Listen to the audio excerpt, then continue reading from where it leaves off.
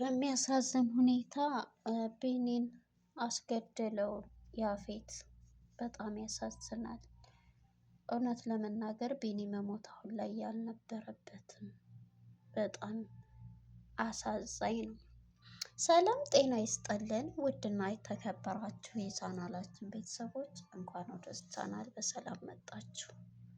ለመጣችሁም እናመሰግናለን። ከኛ ጋር ሁሉ ሰላም እግዚአብሔር ይመስገን፣ ከእናንተም ጋር ሰላም እግዚአብሔር ይብዛላችሁ። እንግዲህ በሚያሳዝን ሁኔታ መጨረሻው ላይ ክፍል 87 ሐረግ ድራማ ቢኒ ባልጠበቅነው ነገር እንዴት ሰዋ ተደርጓል ማለት ነው። ግን እኔ ይህን ፓርቱን አልወደድኩትም። ምክንያቱም ቢኒ ሁሉንም ነገር ፂ መናገር ነበረባት። ይሄንን ሳያቅ ነው የሞተው የተገደለው እና ፂ በምን እንትን እንዳለችው በፎቶሾፕ እንደዛ አድርጎ እንደላከለት ማን ነው ዳጊ ለእናቱ ቢናገርም ለቢኒ አልተናገርም ማለት ነው። እና ቢኒ እንግዲህ በሚያሳዝን ሁኔታ ወደ ሰማይ ቤት ተልኳል ማለት ነው። ያው እንግዲህ ያፌት ውስጥ የገባ ሰው ወደ ሰማይ ቤት መላክ ነው ማለት ነው። ግን ደግሞ እዚህ ጋር ህግ እንደሌለ ነው የሚያሳየው። ምክንያቱም ያፌት ቢያንስ 24 ሰዓት መታሰር አለበት፣ አንድ ቀን ሙሉ። ግን የተለቀቀው ወዲያው ነው። አያችሁ፣ ገንዘብ ካለ ህግም ሆነ ምንም ሆነ በገንዘቡ በኃይለኝነቱ ተጠቅሞ ይለቀቃል ማለት ነው። ከዚህ የተማርኩት ነገር ቢኖር ማለት ነው የሀገራችንን የአሁኑን ነገር ነው ያሳየኝ ማለት ነው። አንድ ወንጀለኛ ተብሎ እንኳን እስከተጠረጠረ ድረስ ነገሮች እሱ ራሱ እዛ ወንጀል ውስጥ ባይኖርበትም ነገሮች እስከሚጣሩ ድረስ እዛው ነበር ማረፍ ያለበት ማለት ነው። ወዲያው ተለቋል፣ 24 ሰዓት ባልሞላ ሰዓት ውስጥ ማለት ነው። እንግዲህ ወደ ሉሊት ጋር ስንመጣ በሩ በመቆርቆር ሉሊትን እበር ነው ጥለዋት የነበረው። እንግዲህ አቶ ታሪኩ ጥፍሯን በመንቀል ጣቷን ነበረ ደውለው ተመጣሽ ስራሽን እንትን ብለሽ እንደገና ወደ ስራሽ ትመለሻለሽ በማለት ነበር ከቤቷ ያስወጣት። እሷም በመፍራትና በመንቀጥቀጥ ላይ ሆና እኔ እመጣለሁ አልመጣም እያለች እራሷን በጥያቄ ውስጥ ስታስገኝ ነበረ። ጥያቄ ውስጥ ጨምራ መጨረሻ ላይ ግን ቢገለኝስ የሚለው ጥያቄ ስለነበረባት ሉሊታ ወደ ያፌት ጋር ወደ ስራ ቦታው ሄዳለች ማለት ነው። ወደዛ ስትሄድ ግን የጠበቃት ቆንጆ ነገር ነው ጠብቆ ያገኘችው ማለት ነው። እንግዲህ ያገኘችው አቶ ታሪኩ ማለት ነው እሷን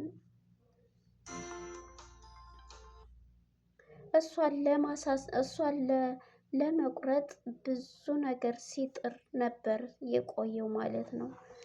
ይህንንም ነገር ሲጥር የነበረበት ሁኔታ እሷን እጇን ይዘህ ቆርጠህ አምጣልኝ በማለት ነበረ ያፌት መልስ የሰጠው። ንግዱ ጥሩ ገንዘብ ሳይከፈላቸው በጥቂት የተገዛው ንግዱን እሷ እንግዲህ አልጫነችውም፣ ግን ተቆጣጣሪ ኃላፊ አድርጎ እዛ ቦታ ላይ ሹማት ነበር። የተመጣለት እቃ ደግሞ ያልጠበቀው ዱቄት ሆኖ አግኝተውታል ማለት ነው። ድሮ ነበረ መጠርጠር የነበረብኝ እንዴት በቀላል ብር እንደዚህ ይለኛል እያልኩኝ ጥያቄ ውስጥ ገብቼ ነበረ በማለት ቢኒ ማን ነው ያፌትም በዛ በመጣለት እቃ እንትን ሲል ነበር።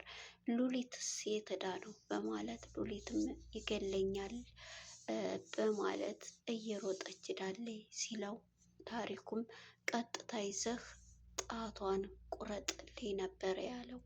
አሁን ላይ ጣቷን ሳይሆን ጥፍሯን እየነቀለ ጥሏታል ማለት ነው። እንግዲህ ሉሊትም እዛ ቦታ ላይ አንጥተው በመጣል ሁሉም ድረሱልኝ ድረሱልኝ በማለት ናታንም እየሮጠ መጥቶ ደርሶላቸዋል ለፂና ለቤዚ።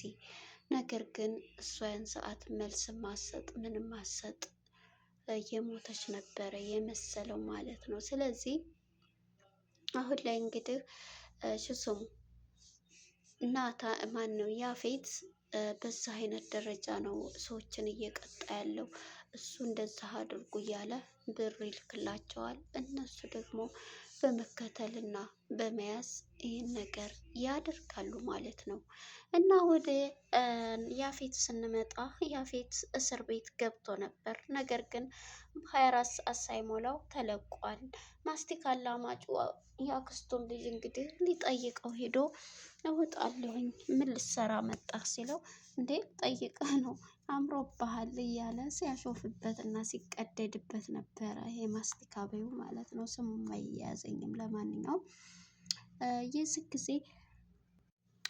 በዚህ ጊዜ ነው እንግዲህ ይሄ ልጅ ልጠይቅህ እኮ ነው ወንድሜ እኮ ነው ቤተሰብ እኮ ነን እንዴት አልጠይቅህም ያንተ ችግር ችግሬ ነው በማለት ወደ ያፌት ጋር በመሄድ ያፌት ደግሞ የሰጠው ኔጌቲቭ የሆነ መልስ ነበር። ሁለተኛ ልጠይቀኝም እንዳትመጣ ሲል አንተ እንትን ካልክልኝ ማያችን ቆንጅየዋን እያለ ብዙ ሌላው ነበረ።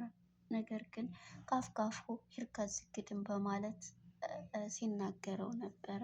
እሱም ተነስቶ መንገዱን ሲያቀናና ሲሄድ ነበር። መጨረሻ ላይ ግን እሱም በራሱ መንገዱን ቀርጾ ሲሄድ ነበር ማለት ነው። ሁለተኛ እንግዲህ ሉሊትም የማያዝናናችኝ እኔ ሉሊት እኮ ስትትወና ላይ በጣም ነው የምትመቸኝ። የምር በጣም ትችላለች ትወና ላይ። እንግዲህ ምግብ አምጥታ ቤዚ እያበላቻት ነበረ። ምግቧን እየበላይ ሳለ ሁለተኛ ወደ ማነች ጪ ሰርታ ይዛ ስትመጣላት ከበላችም ሁለተኛ እንድትበላ ብላ ላብላሽ ስትላት እኔ ካንቺም በላ እብድ ነኝ እንዴ? እንዴት በባለፈ ጊዜ እኮ ልትገልኝ እንደነበረ ደርሼበታለሁ በማለት መልስ ትሰጣለች ማለት ነው።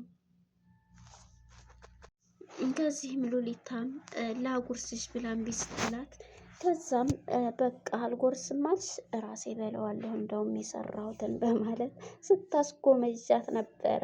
ሲል እንግዲህ ወይኔ ሲጥም እያለች እንክት አርጋ ትበላለች። የዚህ ጊዜ በላችሁ እያለች ትኩር አርጋ እያየች ሉሊት አይኗም ባፏ ስታላምጥ እሷም ታላምጣለች ዝም ብላ። የዚህም ጊዜ ሉሊታ አልበላም በማለት መጨረሻ ላይ እንክታርጋ ስትበላበት ወይኔ የሰራሁት ምግብ እኮ ሲጥም እያለች ስታስጎመዣት፣ አሁን ምን አለበት ካጠገቤ ቤዚ ብትሄድና ተነስቼ በበላሁት እንደምንም ብዬ እያለች ደግሞ እኮ ይጥማል ብላለች እያለች ስትበላ አፏን እያላመጠች በባዶ እየተጎመጀች ማለት ነው። ጺም አላበላሽም ለአንቺ እምቢ ካልሽ ብላ ራሷን ክታርጋ ትበላባታለች። ወደ መጨረሻው ስንሄድ እንግዲህ ያፌት በመታሰሩ እልልታዋን ወይዘሮ ገኒ አቀለጠችው። ነገር ግን እልልታው ደስታው ወደ ለቅሶ ሄደ። ቢኒንም ገደለው ያፌት አስገደለው። እሷ ደግሞ ልጄና ያለሁኝ እንኳን ታሰረ በማለት ደስታውን ሲነግራትን አሳሰርኩት ብሎ ሲናገር፣ እሱ ግን 24 ሰዓት ባልሞላ ዛሬ ጊዜ ገንዘብ ነውና ኃላፊው ወጥቷል ማለት ነው። በገንዘቡ ታዋቂ ሆኖ ወጥቷል። ነገር እንግዲህ እንዳለ ባናቅም እሱም ስለወጣ ቢኒም ደግሞ እስኪ ልውጣ አብሬያቸው ልከተል ቢልም አይ አንተ አትከተል በቃ እኛ እንበቃለን ምናምን እያሉ ሲሉት አንተ ወደምትሄድበት ሂድ፣ እኔም እኮ በየትና ስሜቷን ባዳምጠው ደስ ይለኛል እያለ ሲላቸው አይ እናንተ ሂድ ወደ ጓደኞች እኛ እንሄዳለን በማለት ነበር። ነገር ግን እነሱ ሳይደርሱ እንደዚህ ነበረ ስሜታቸውን ሲገልጹ የነበሩት ማለት ነው። እነሱ ሳይደርሱ ግን መጨረሻ ላይ ናት ማን ነው ያፌት ተለቆ ከመንገድ ተመልሰዋል። የዚህም ጊዜ ትናደዳለች። ወይዘሮ ገኒ ልጄን ሳላያት እንትን ሳልላት እያለች በንዴት ስትናደድ ነበረ። በዚህም እንግዲህ ልጇ ዳጊ በቃ እማዬ እንግዲህ በቃ ተይው ስላልፈቀደው ነው ወይ እንዴት ታስሯል ብሎ እንዴት ወጥቶ ነው ወይስ ተሳስቶ ነው መቼም አይቀልድም እያሉ ሲሉት ነበረ። ቤኒ ግን አሳስሯል ልክ ነው። ነገር ግን እሱ 24 ሰዓት ባልሞላ ሰዓት ውስጥ ነው የወጣው ማለት ነው። እንግዲህ ለጺም ራሱ ያ ማስቲካ አላማጩ ነው የምለው እሱም ደውሎ ነግሯት ነበር ታሰረ ብሎ ሲነግራት ነበረ።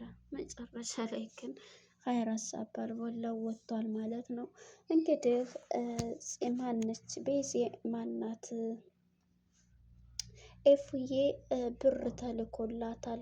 ትልቅ ቦርሳ አቅላት ተልኮላት ከየት ነው ብላችሁ ታስባላችሁ? ይሄ ብር የተላከው እኔ በበኩሌ ናታን እንደላከላት ነው የሚገባኝ። ምክንያቱም ታስታውሳችሁ ኤፉ ማንን ቤዚን ደውላ ስታዋራት እበር ቆሞ ያዳምጥ ነበረ። ቸግሮኝ ነው ፈልጌ ነው ስትላት እሺ ችግር የለውም እልክልሻለሁ እያለ ስትላት ነበር። እሱም ግን የዛን ሰዓት በበረንዳ በዛ በመስኮት ሆኖ እያዳመጣት ነበረ የሚመላለሱትን ክላሱና እና የዚህ ጊዜ በመሀል ሲመጣ ደንግጣ ሎሊትም ማነች ቤዚም ስታየው ቻው ብላ ነው ወደ ኤፍዬ ከመደወሏ በፊት ቻው ብላ ወጣችባት ማለት ነው። የዚህ ጊዜ ናቱም እያያት ነበረ። ስለዚህ ብሩን የላከው እሱ ነው ገንዘቡን ብዬ ነው የማስበው። እንግዲህ ያፌትም መጥቶ ተጠራጥራለች ኤፉ እና ማንም ሰው እንዳያውቅባችሁ አልፈልግም በማለት ነው እንግዲህ ቤኒን ሸኙት። ዛሬ ማለደር የለበትም ብሎ አናቱን ያስመጡት ማለት ነው። እኔ ግን እዚህ ላይ ቤኒ መሞት የለበትም። አንደኛ እፂ መናገር አለባት ነገሮችን እነዛ የሆኑትን ማወቅ አለበት። ሳያውቅ እንዴት ይሞታል? ሁሉንም ነገር ማወቅ አለበት። ይህን ካላወቀ እንዴት ሳያቅል ሞተ?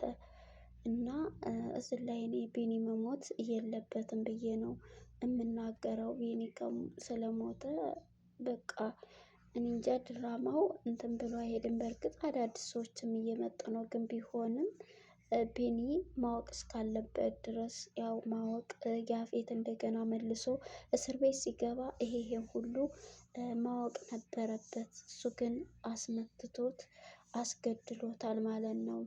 ይሄን ይመስላል እንግዲህ የዛሬው ኤፍራታ ክፍል 87 እንደምታዩት በዛ አይነት ደረጃ ደርሷል ማለት ነው። መጨረሻ ላይ ቤኒ ተገድሏል። በዚህም አጋጣሚ ሁሉም ሲሰሙ ፂ ነበረ የደወለላት። ዳጊ ደንግጣ ራሷን ስታለች። ሁለተኛ ምን ሆንሽ ፂ ብላን ስልኩን ሲያነሳ ናታንም እንደሞተ ሰማ። ሁሉም እየደነገጡ ቤዚም እየደነገጠች ወደኋላ መፈንገልን ነው የያዙት። ስለዚህ ሁሉም ነገር እንትን ማለት የለበትም ብዬ ነው እና ማለቅ ሲጋ የለበትም። ቤኒ ቢያንስ ይሄኖችን ማወቅ አለበት። እነዚህን ነገሮች ሳያውቅ መሞት የለበትም ነበር የምለው። እንግዲህ እንደ ሞተ ነው የተነገረ። ሞቶ ተንዘላስቶ ተሸክሞ ሲሄድ ነበረ ገዳዩ ከኋላ ሆኖ እና ይሄን ይመስላል። ለነበረን ቆይታ እናመሰግናለን። ሰላም ለሀገራችን፣ ሰላም ለሕዝባችን፣ ሰላም ለሁሉ ዓለም። በቀጣይ ፓርት እስከምንገናኝ መልካም ጊዜ። እንግዲህ የቤኒ መሞት እያሳዘንም በዚህ ተለየኋችሁ።